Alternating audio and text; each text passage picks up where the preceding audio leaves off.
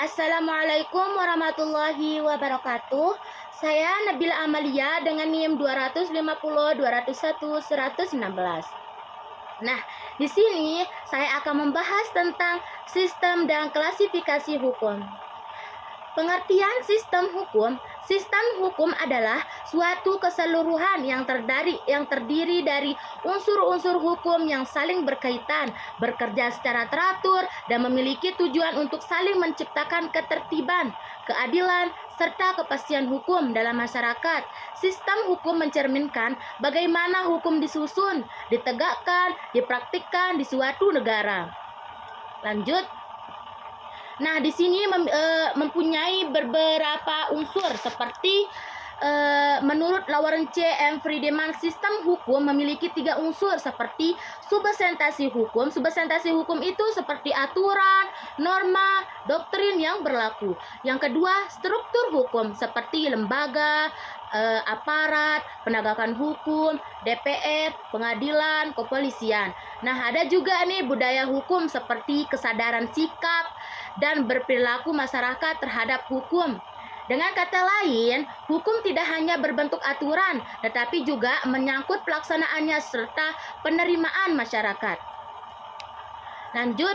Nah, di sini memiliki beberapa sistem hukum di dunia. Yang pertama, civil law, Eropa kontinental. Asal hukum Romawi dikodifikasi Corpus Juris Civilis. Nah, ciri-cirinya seperti undang-undang tertulis adalah sumber hukum yang utama. Hakim hanya menerapkan hukum, tidak membuat hukum.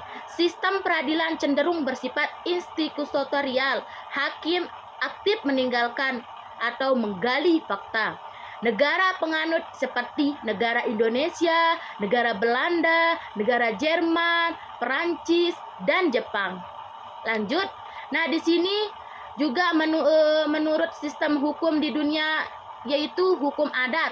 Asal kebiasaannya masyarakat yang hidup yang diakui sebagai hukum. Ciri-cirinya seperti tidak tertulis tetapi ditaati karena memiliki saksi sosial seperti fleksibel, mengikuti perkembangan masyarakat yang bersifat lokal, berbeda di daerah orang-orang lain itu seperti contohnya seperti hukum waris, hukum tanah dan ulayat itu. Nah, lanjut. Nah, di sini hukum Islam syariah asalnya seperti Al-Quran, hadis, ijma, qiyas, dan ciri-cirinya itu mengatur aspek ibadah hubungan manusia dengan Allah dan muamalah hubungan manusia dengan manusia, memiliki nilai yang moral, etika, dan hukum sekaligus. Negara penganutnya itu seperti Arab Saudi yang penuh dengan orang-orang Islam. Nah, seperti Pakistan juga, Mesir, di Indonesia tapi itu sebagian yang penganut agama Islam. Nah, di sini mempunyai klasifikasi hukum.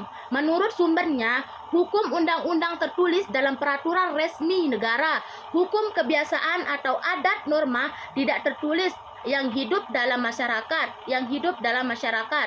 Hukum jurisprudensi lahir dari putusan pengadilan yang tetap. Hukum traktat perjanjian antara negara. Nah, ada juga di sini hukum doktrin, pendapat para ahli hukum. Pendapat para ahli hukum itu berbeda-beda nanti. Nah, di sini ada klasifikasi hukum menurut wujudnya. Hukum tertulis itu tercantum dalam peraturan perundang-undangan, KUHP, UUU, PP.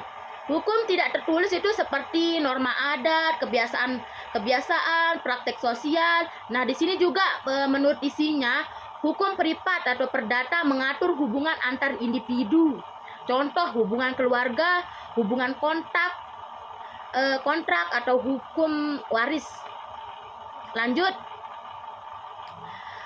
Hukum publik yaitu mengatur hubungan antar individu dan negara seperti cabang-cabang. 1. Hukum tata negara, hukum negara dengan warga negara. Hukum administrasi negara seperti fungsi penyelenggaraan pemerintah. Nah, yang ketiga, hukum pidana, tindakan kejahatan dan sanksinya. Lanjut. Nah, di sini mempunyai hukum publik atau mengatur hubungan antar individu dengan negara. Menurut wilayah yang berlaku, hukum nasional berlaku di suatu negara tertentu. Kalau hukum internasional itu yang mengatur hubungan antar negara. Hukum lokal yang berlaku di daerah tertentu, misalnya hukum adat dan kayak gitu itu. Nah, menurut subjeknya, hukum objektif, hukum yang berlaku umum untuk semua orang tanpa terkecuali. Hukum subjektif, hak dan kewajiban individu dan hak memilih dan hak untuk hidup. Lanjut, di sini ada peran klasifikasi hukum. Mengapa klasifikasi hukum itu sangat penting? Yaitu memudahkan pemahaman karena hukum sangat luas. Klasifikasi membantu penyusunan sistematis. Menurut penerapan hukum, dengan klasifikasi kita tahu hukum mana yang berlaku untuk suatu kasus. Menjadi dasar pembelajaran, membantu mahasiswa praktis maupun masyarakat yang mengenal struktur hukum.